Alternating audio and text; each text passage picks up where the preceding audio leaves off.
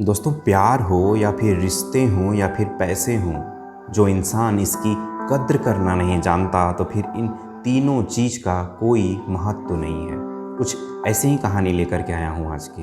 Hello guys, मैं प्रवीण कैंडेडी से आप सभी का स्वागत करता हूँ। दोस्तों, आज मैं लाया हूँ एक व्यापारी की कहानी। किसी शहर में एक बहुत बड़ा व्यापारी रहता था। उसके कारोबार इतने अच्छे चल रहे थे, पूछिए ही नहीं। उसकी चर्चाएं पूरे देश विदेश दुनिया भर में होती थी। बहुत बड़ा आदमी है, बहुत अच्छे से कारोबार, जिस कारोबार में कदम रखता है उसमें सफलता मिलती है। बिल्कुल एक नंबर का व्यापारी था, कोई दिक्कतें नहीं थी और असल जीवन में भी वो काफ़ी अच्छा इंसान था। अपने परिवार का जो भी सेवा है अच्छे से करता था, सारी रिस्पॉन्सिबिलिटी बहुत ही अच्छे से निभाता था। उसको सिर्फ एक ही चीज़ की दिक्कत थी कि उसके पास कोई संतान नहीं थी। न जाने मंदिरों में, मस्जिदों में, गुरुद्वारे में, हर जगह जा जा के मन्नतें मांगता था कि उसको किसी भी तरह एक संतान हो जाए। और कुछ महीनों के बाद, कुछ साल बीतने के बाद उसको एक संतान की प्राप्ति होती है। संतान की प्राप्ति होते ही उनके घर परिवार में बिल्कुल खुशियाँ ही खुशियाँ। हर जगह, पूरे रिलेशन में हर जगह बिल्कुल खुशियाँ, क्योंकि इतने दिन के बाद उसके घर में एक संतान पैदा हुई है। और उस बच्चे का मन इतना ज़्यादा बढ़ गया था कि वो बच्चा कभी भी ना सुना ही नहीं था। जो भी कहता इतना लाडला था कि तुरंत उसकी टेबल पर आ जाता था। पापा ये चाहिए तो तुरंत टेबल पर, मम्मा ये चाहिए, बुआ ये चाहिए। उसकी कोई भी विश कभी भी ऐसा ना हो कि पूरी ना हुई हो। हर एक विश पूरी होती थी। उसने कभी ना सुना ही नहीं था कि ना भी होता है। ऐसे करते करते कुछ साल हुआ, कुछ साल बीतता है और बच्चा जो है काफ़ी बड़ा होता चला जाता है। और जो व्यापारी होता है उसकी एज बढ़ती जाती है। व्यापारी अब बुढ़े होने की कगार पे आ चुका है। व्यापारी को एक चिंता सताती रहती है। वो सोचता है कि मेरा बेटा कभी भी ना सुना ही नहीं है। अभी मैं जब बुढ़ा हो जाऊंगा तो इसकी विश कौन पूरा करेगा। और जैसे ही वो उसकी थोड़ी एज बढ़ती है, उसका कारोबार भी थोड़ा सा डाउन होने लगता है। इसी चीज़ को लेकर के उसको चिंता सताने लगती है कि मेरा कारोबार भी डाउन हो रहा है और मेरे बच्चे के फ्यूचर को लेकर के कि इसको पैसों की कद्र नहीं है। जो बोलता है उसको वो चाहिए, उसने कभी ना सुनी ही नहीं है। आगे जब मैं नहीं रहूँगा या मैं बुढ़ा होता चला जा रहा हूँ तो इसकी विश कौन पूरी करेगा। इस चीज़ को लेकर के काफ़ी परेशान होने लगते हैं। फिर एक दिन वो फैसला करते हैं, अपने बेटे से बोलते हैं कि बेटा, तुमको अगर 2 रोटी घर की खानी होगी तो तुमको 2 रोटी का जितना भी मूल्य होता है उस तुमको घर में ला करके देना होगा।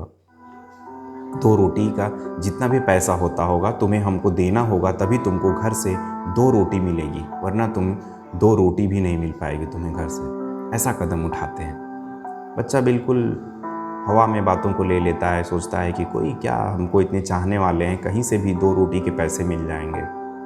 बिल्कुल सीरियस नहीं लेता है इन चीज़ों को। मुस्कुराते हुए, हंसते हुए कहते हैं, क्या पापा, है तो बिल्कुल बहुत ईजिली है, हम तुरंत आपको पैसे 2 रोटी के दे देंगे। हंसता मुस्कुराता हवा में खेलते हुए निकल लेता है। सोचता है कितना प्यार करने वाले हमको लोग हैं, कोई भी हमको 2 रोटी के पैसे दे देंगे। ऐसे करते करते जाता है अपने मौसी के पास। वहाँ से एक दिन पैसे ले आकर के अपने पापा को देता है, लीजिए ये 2 रोटी के पैसे हैं। उसका पापा वो पैसा लेता है और कचड़े के डब्बे में फेंक देता है। फिर दूसरे दिन जाता है, अपने नाना से मांग करके लाता है, अपने मामा से मांग करके लाता है, अपनी बुआ से मांग करके लाता है। ऐसे ही डेली डेली पैसा ला करके देता है अपने पापा को और उसके पापा उसके पैसे को कचड़े के डब्बे में फेंक देते हैं। और कचड़े के डब्बे में फेंकने के बाद फिर से मुस्कुराता हंसता चला जाता। कहता, क्या पापा, आप क्या कर रहे हैं, पैसे को कचड़े में फेंक दे रहे हैं, कोई मतलब नहीं। ऐसे हंसता खेलता फिर चला जाता था। उसको पैसे मिल रहे हैं तो ले आके दे देता। उसके बाद पापा क्या कर रहे हैं उसको कोई फर्क नहीं पड़ता था। कुछ महीने ऐसे बीतते हैं जब उसके जितने भी रिलेटिव पैसे देते हैं, पर कुछ महीनों के बाद वो अब पैसे देना बंद कर देते हैं, मना कर देते हैं। क्योंकि कोई भी किसी को रोज़ाना पैसे कितना देगा, 1 साल, 2 साल, 5 साल, उसके बाद वो पैसे देना बंद कर देते हैं। सब लोग उसको मना कर देते हैं कि अब हम पैसे तुमको नहीं दे पाएंगे। अब बच्चे को थोड़ी सी चिंता सताती है। अब तो बड़ी गड़बड़ हो गया, अब तो कोई हमको पैसा नहीं देगा। पहले तो इतना एटीट्यूड में था कि सोचता था कि हमको इतने रिलेटिव हैं, इतने चाहने वाले हैं, कहीं से भी पैसे मिल जाएंगे। और अब जो है चिंता थोड़ी थोड़ी सताने लगी। तब तक वो सोचता है कि अब तो हमको मार्केट से पैसे लाने पड़ेंगे। तब तक देखता है कि एक ठेला वाला जाता रहता है, एक चढ़ान होता है और अपने ठेले पे काफ़ी सामान लोड किया होता है, तो वो चढ़ नहीं पा रहा था। सोचता है क्यों ना हेल्प कर दें इसकी, और वो जो है वो पैसे देगा 2 रोटी के और मैं जाके अपने पापा को दे दूँगा। ऐसा ही करता है, कहता है कि भैया मैं आपकी हेल्प करवा दूँ तो आप हमको पैसे दे देना। डील होती है, बिल्कुल बहुत मेहनत करना पड़ता है उसको। उसका जो ठेला होता है उसको धक्का दे करके चढ़ाई पर चढ़ाता है, फिर जाकर उसको 2 रोटी के पैसे मिलते हैं और वो अपने पापा को जा कर के देता है। तो वैसे ही उसके पापा रोज़ाना की तरह उसके भी पैसे को वो कूड़े के कचरे के डब्बे में फेंक देते हैं। लेकिन इस बार हर बार की तरफ नहीं होता। इस बार उस बच्चे के आंखों में आंसू आ जाते हैं। कहता है कि पापा अगर आपको इस पैसे का मूल नहीं है तो फिर कोई पैसे का मतलब नहीं है। बिल्कुल उसके आंखों में आंसू आ जाते हैं। कहते हैं कि पापा ये मेहनत का पैसा है। उस दिन उसके पापा मुस्कुरा करके बोलते हैं कि बेटा मुझे इसी दिन का इंतज़ार था, ताकि तुमको इस पैसे की कद्र हो, कि तुमको ये भी पता चले कि ये पैसे जो भी आते हैं ये कितने मेहनत से आते हैं।